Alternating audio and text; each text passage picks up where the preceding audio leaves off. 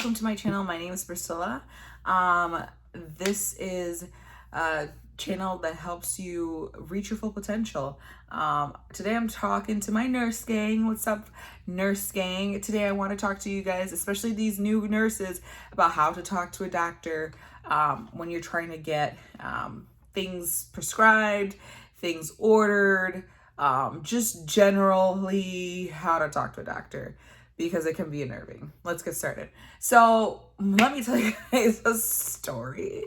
Doctors comes in all shapes and sizes. We work in a interdisciplinary group, doctors, providers, PAs, nurse practitioners, and stuff like that. So there's a lot of different people that you need to talk to. If you're working on the unit, you're working on the ICU, med surg, something happens, your patient either needs to be discharged, admitted, you need a medication prescribed, the patient is requesting to speak to the doctor, or there's something that has gone wrong and you need a doctor like yesterday. So a lot of times when you're in these situations, you have to either page the doctor, call the doctor, and there's a protocol, you know. Obviously using your S-bar will help, but besides doing the S-bar, this is how you handle it mentally, because if you've had the experience of calling a doctor and they're like,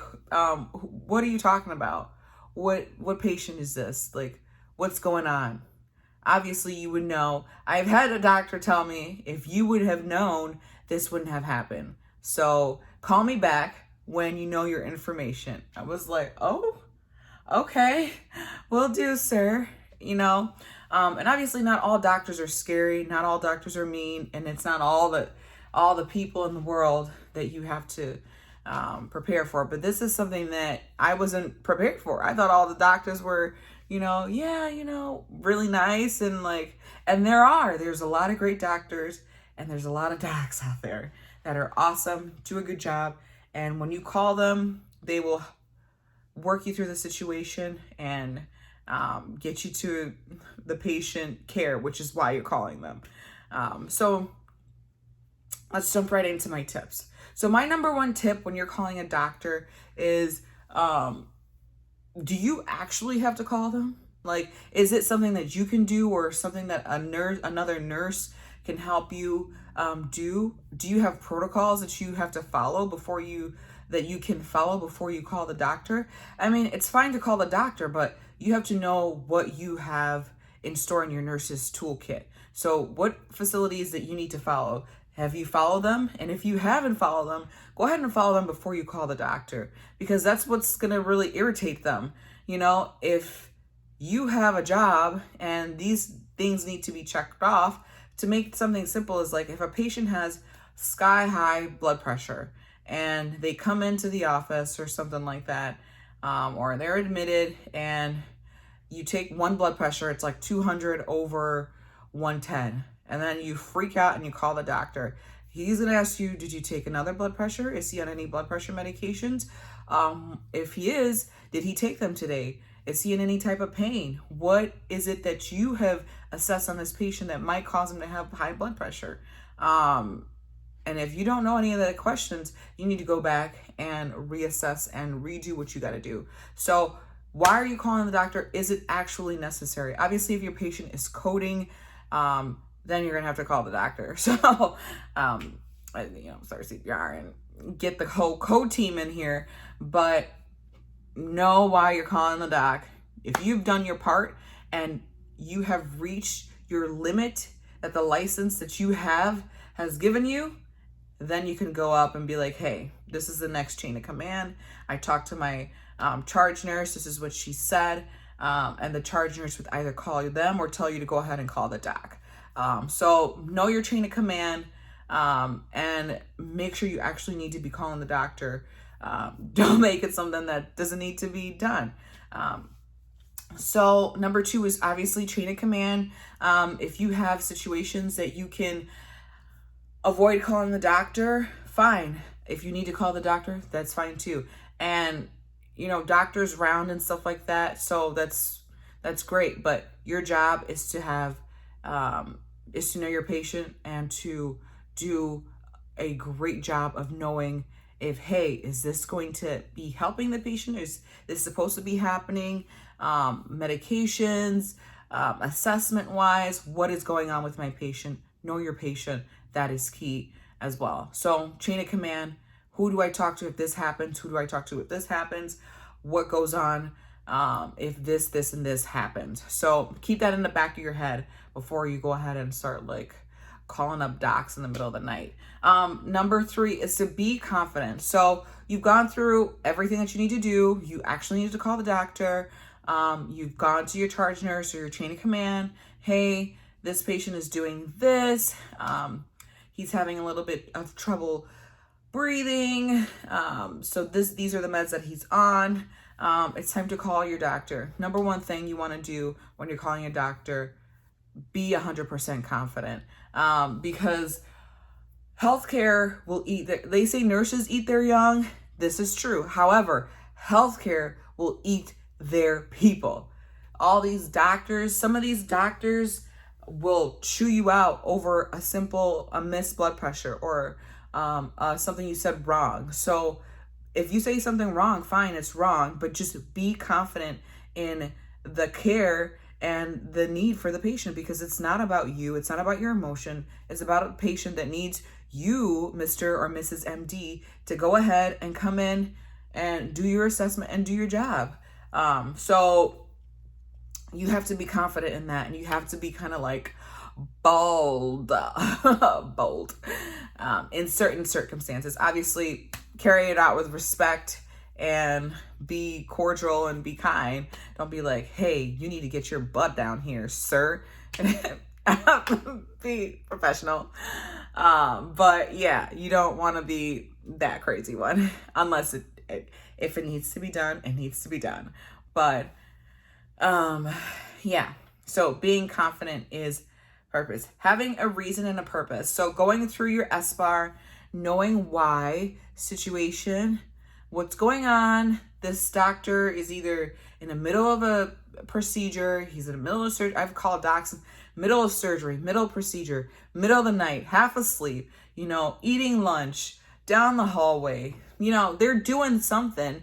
They don't have a clue what's going on in your world. You need to debrief them on the SBAR using whatever it is that you do for your hospital. But it's usually 9 out of 10 is SBAR if it's not something else. And so if they're saying, okay, do this, this, and this, it's usually like if you've got your ducks in a row, hey, Dr. So-and-so, this is Priscilla. I'm calling you concerning patient X, Y, and Z.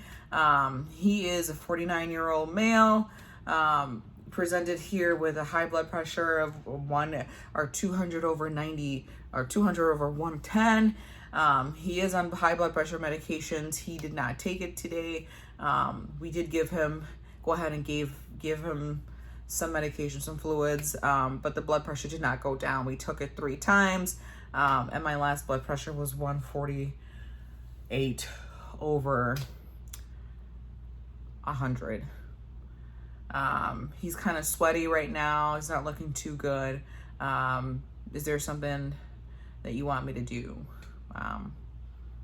Can you order this medication for me so that we can help him out a bit to help him, get that blood pressure down a bit, sir? I just made this off the top of my head. I usually don't treat adult patients, so I don't know. But yeah, so you have that reason, purpose, and then if he's like, he'll be fine, just retake it, and then, yeah, he's fine. And we're like, we took it 3 times. Do you want me to send him to the emergency room, or do you want him to do something else? Blah, blah, blah, So if you're in a situation where it's like the doctor's not really taking you seriously, then you can give him suggestions like, hey, do you want me to do this, X, Y, and Z? Do you want me to do this? But okay, I'll do that. But document everything that he says and he wants you to do, he or she. And then come back. And if the patient is not doing well, call again. And I mean, you're not gonna hurt my feelings. Like, call again. So the call again portion is being an advocate for your patient is key. Sometimes the docs don't have eyes. You are the eyes and the ears and the mouth of the patient. So be the eyes and the ears of the doctor.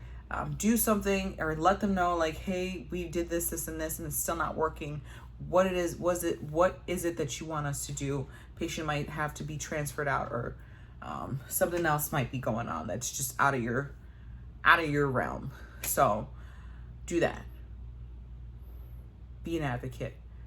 Do what you got to do. My last thing is just remember that docs and nurse practitioners and physician assistants and all the people that are provider, prescriptive authority, the white coats, they are people too.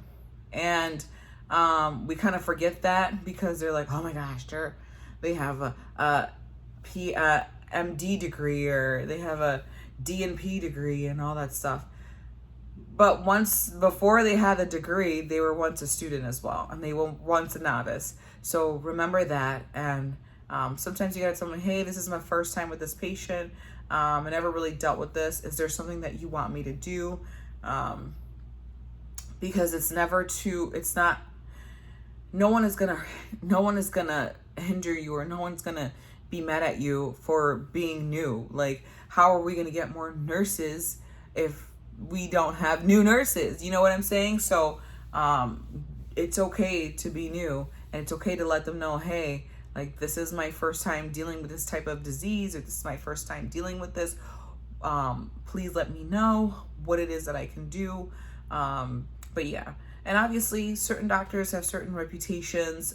When I was on the ICU, we had doctors and nurse practitioners that, if they were there, we did this, and if they weren't, we did that. And but 9 times out of 10, if I'm calling you, it's because I need to do it for my patient. So yeah, but I hope these tips help. I kind of got a little bit excited there in the end, but I hope that helped you guys or helped somebody out there. But yeah, be confident, be bold, and it's okay to tell them that you're a novice, you're new. It's fine. It's life. We all start somewhere. But yeah, if you guys have any questions, leave them in the comments below. Please like, comment, and subscribe. Have an awesome day, guys.